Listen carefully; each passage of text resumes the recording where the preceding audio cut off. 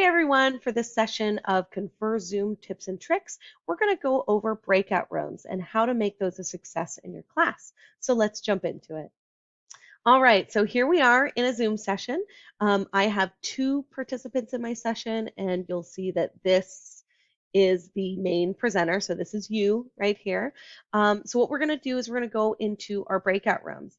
Now, if you haven't used these before, it's a great feature that will allow you to put your students into separate private rooms so that way they can talk amongst themselves and they can do group projects in real time.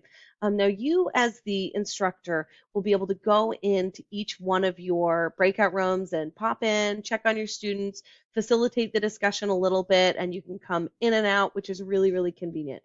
So this is how you start that process. You'll click on the breakout rooms icon to the lower right of your ConferZoom menu. If you don't see it, you might have to click on this more icon to see it. It may be that your screen's a little bit too small.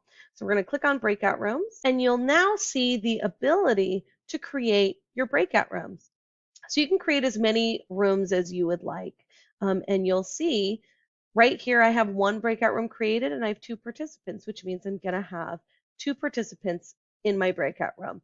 Now, if I increase that number, I see that that number will go down. So if you've got 20 students and you up the number to 4 breakout rooms, then you're going to see 5 students per room.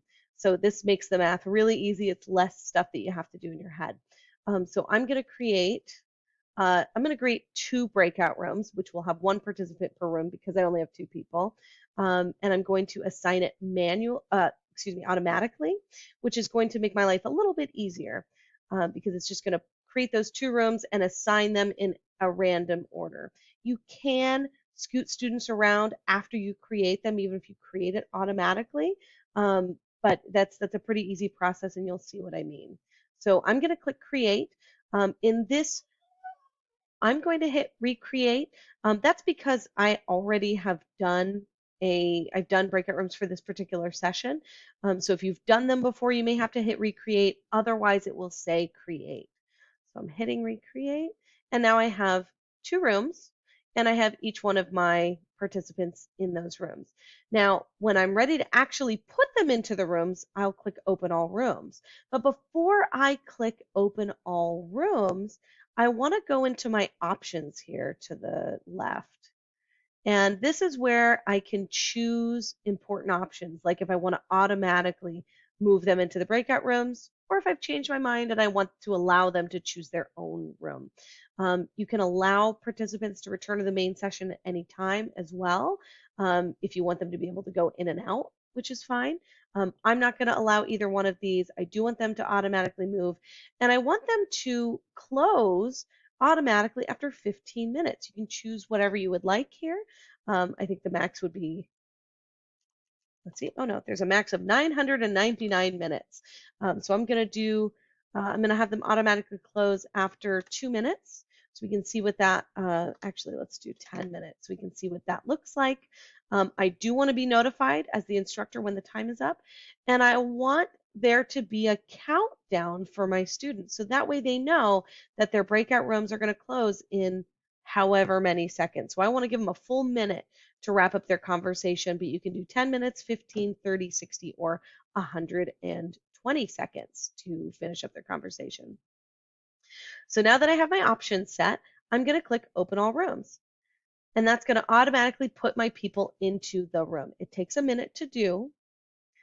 So here I am in my main Zoom session, but my students here are in each one of my breakout rooms, and I can actually move my students to different rooms if I want to, or I can join and just pop in and facilitate the discussion a little bit. So right now I'm going to go ahead and join the first room, and yes, I do want to do that. It'll take a second. I get a little loading screen, but now I'm in my first breakout room, and I can go ahead and talk and they'll see me, or I can leave the room. And I can leave the breakout room meeting or end everyone's meeting, but typically you'll want to leave the breakout room. And then you'll get this little loading screen, and here I'm back in the main session. Now, if I want to see that all the breakout rooms again, I just click on this icon, and I can see I've got my 2 breakout rooms here, And now I can join the second breakout room, which has my cell phone in it, which has nothing going on. And then again, I can leave my room and go back to the main session. Okay, so if I want to go back in, I click on breakout rooms again, and I can broadcast a message to anyone. I could scoot people into different rooms, right? I can say move to and choose whichever room I want those people to be in. I can send a message, or I can close all of the rooms manually, which is a nice option. Once I click close all rooms, they get a warning on their screen that says they have 60 seconds to get to join the main session. If they want to leave immediately or otherwise, after 50 more seconds, they will automatically come into this session. All right, 3 more seconds, and then they're all going to be put back in automatically.